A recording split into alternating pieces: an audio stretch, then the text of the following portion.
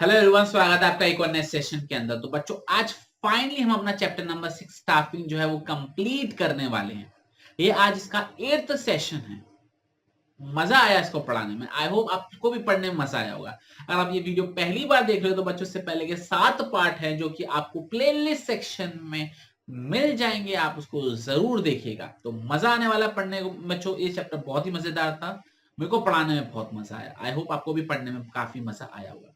तो चलिए बच्चों, अभी तक हम देख लेते हैं अभी तक हमने क्या पढ़ रखा है और आज हम क्या पढ़ने वाले हैं फाइनली। तो देखा जाए बच्चों, ये 9 टॉपिक्स में से हम ये 7 टॉपिक डिटेल में पढ़ चुके हैं और आज हमको पढ़ना है topic number 8, importance of staffing. बहुत ही सिंपल सा टॉपिक है, बहुत ही छोटा टॉपिक है। और दूसरा हमको पढ़ना वाला है आखिरी topic, that is staffing as a part of human resource management.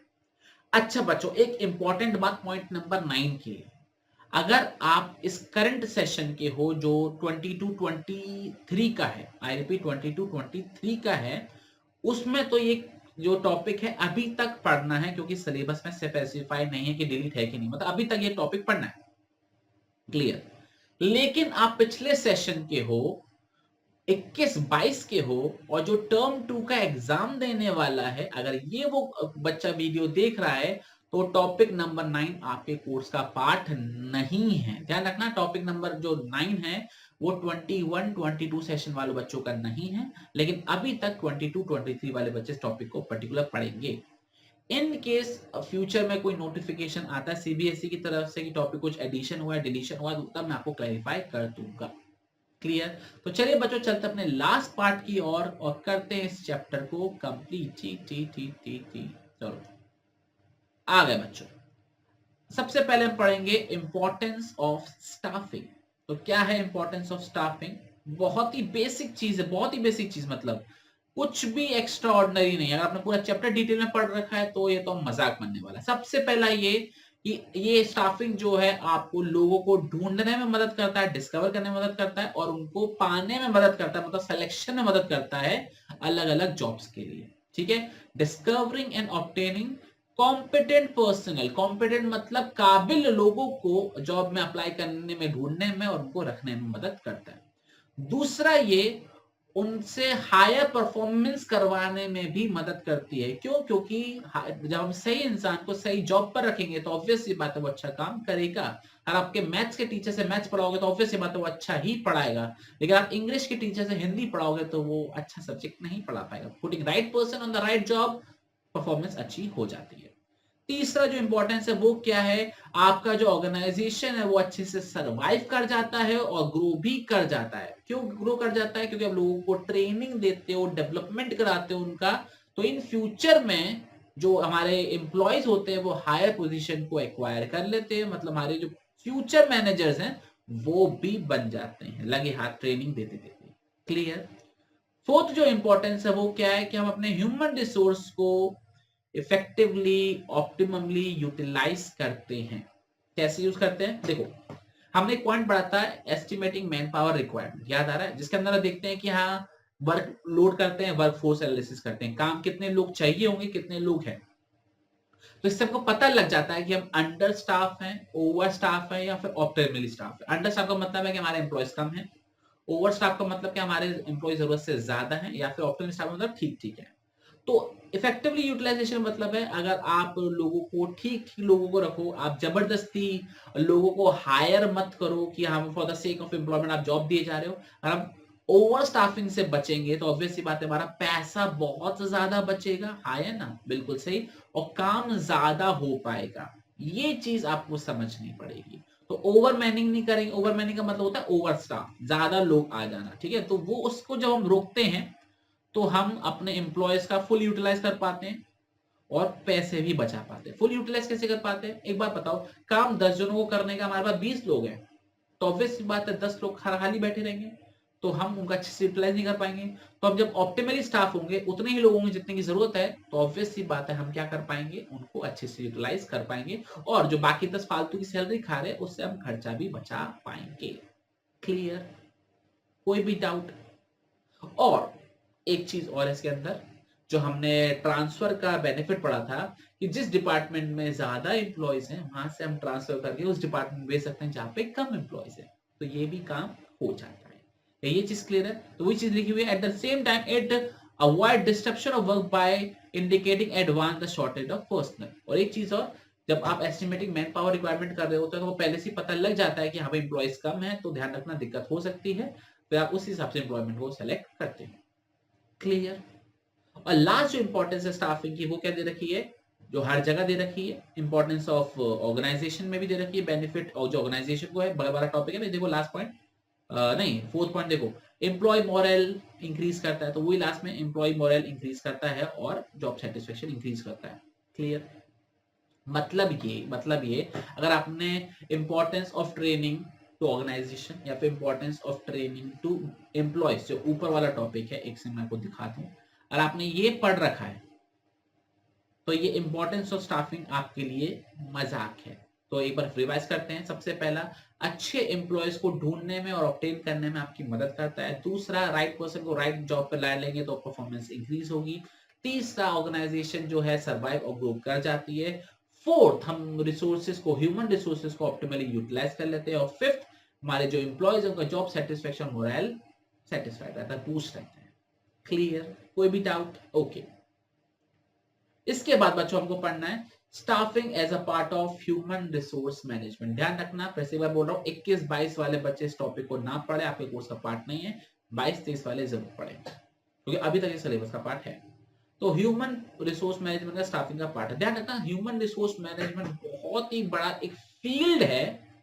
लोगों से डील करना इज ह्यूमन रिसोर्स मैनेजमेंट, लोगों को मैनेज करना ह्यूमन रिसोर्स मैनेजमेंट, और स्टाफिंग उसका एक छोटा सा नन्हा सा पार्ट है जिसको हम एम्प्लॉयमेंट में देखते हैं, लोगों को हायर करना। लेकिन ऑर्गेनाइजेशन में सिर्फ लोगों को हायर नहीं किया जाता है, उन्हें मैनेज किया जाता है, उनकी जरूरतों को सुना जाता है, उनकी प्रॉब्लम्स को सुना जाता है, उनके संग डील किया जाता है, उनको काम सौंपा जाता है, बहुत सारे काम होते हैं।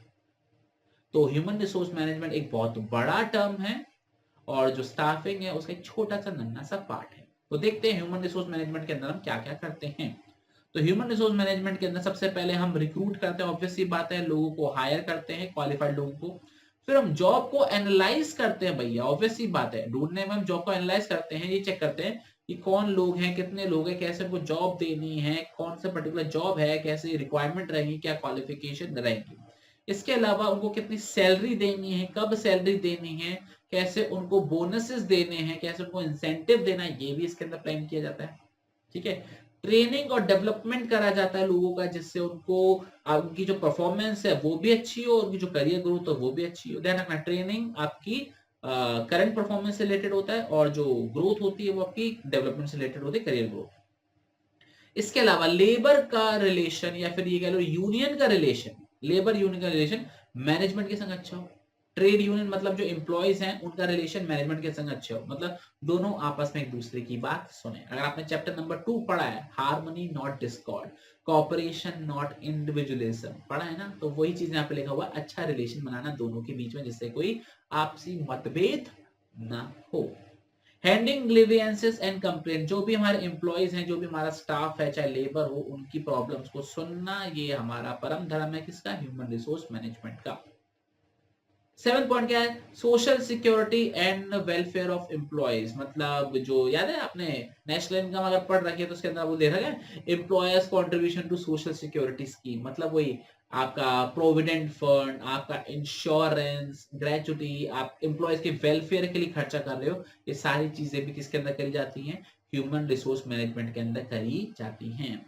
और लास्ट पॉइंट क्या है, defending the company in law suits and avoiding legal complications, जो भी बाहर के लोग हमारी कंपनी पर केस फाइल कर देते कोर्ट में, तो उन केसेस से बचाना भी ह्यूमन रिसोर्स मैनेजमेंट का पार्ट है, क्योंकि लोग ही तो बचाएंगे, लोगों को ही तो बचाया जाएगा, तो ये ह्यूमन रिसोर्स मैनेजमेंट का पार्ट है।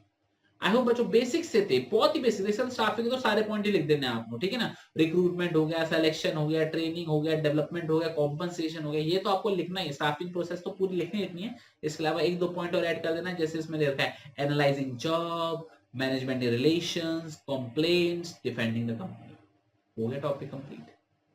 क्लियर? ओके। तो बच्चों अगर देखा जाए तो ऑफिशियली हमारा स्टाफिंग चैप्टर कंप्लीट हो चुका है। बस आपको एक छोटा सा ये ट्रेनिंग और डेवलपमेंट के बीच का जो डिफरेंस है बस वो एक बार करा देता हूं। तो आत्मा को शांति मिलेगी और ये चैप्टर कंप्लीट भी हो जाएगा। तो difference between training and development बच्चों 3 नंबर में 2 नंबर में आ सकता है। सबसे पहला, ट्रेनिंग का मतलब क्या होता है? Process of increasing knowledge and skills, clear. और डेवलपमेंट का मतलब होता है लर्निंग एंड ग्रोथ, करियर का, ध्यान रखना। ये क्या होता है? जॉब ओरिएंटेड होता है, जॉब के लिए होता है, और ये करियर ओरिएंटेड होता है, ठीक है। ये आपको जॉब को अच्छे करने में मदद करता है, एम्प्लॉय को जॉब बेटर करने में मदद करता है, और ये आपकी ओवरऑल ग्रोथ में हेल्प करता है। तो बेसिक से 3 डिफरेंस है जो आपको पढ़ने हैं ट्रेनिंग और डेवलपमेंट के बीच में। आई होप बच्चों को अच्छे से क्लियर हो गया होगा, ठीक है। तो बच्चों ऐसे केस में हमारा ये पूरा चैप्टर कंप्लीट होता है। एक बार हम ट्रेनिंग एंड डेवलपमेंट रिवाइज कर लें, आज हमने किया नहीं। तो ट्रेनिंग का मतलब पता है एम्प्लॉय परफॉर्मेंस अच्छा करना, जिस काम के लिए उसे रखा गया है या जो वो काम कर रहा है। डेवलपमेंट का मतलब है उसकी करियर को ग्रो कराना अच्छे से, ठीक है ना, उसकी पर्सनैलिटी को ग्रो कराना। ये हमारा किसके अंदर आया? डेवलपमेंट के अंदर आता है। और एजुकेशन का मतलब क्या होता है? ऑब्वियसली बात है आपकी अंडरस्टैंडिंग, आपको प्रिपरेशन को इंक्रीज करना। दो टाइप के ट्रेनिंग कैटेगरी है, एक होता है on the job, learn and earn at the same time, और एक होता है हमारा ऑफ द जॉब, मतलब पहले आप लर्न करो बाद में आप अर्न करो।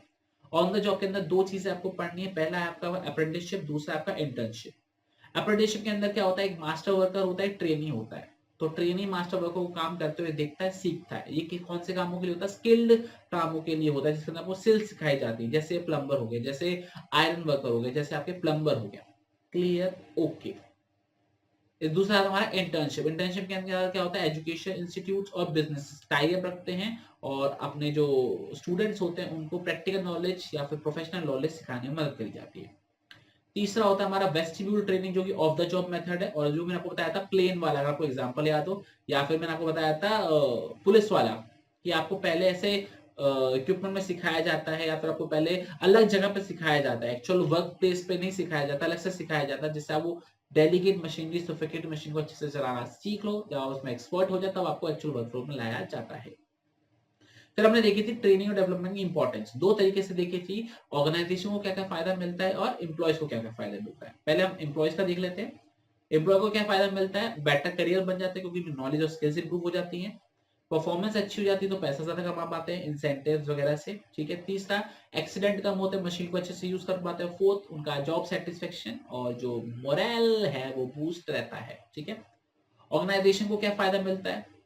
तो वही चीज ऑर्गेनाइजेशन को मोरल तो बूस्ट रहता ही रहता है, ठीक है, हमारे एम्प्लॉयज का। दूसरा, प्रॉफिट इंक्रीज हो जाता है। तीसरा, वेस्टेज वगैरह कम हो जाती है।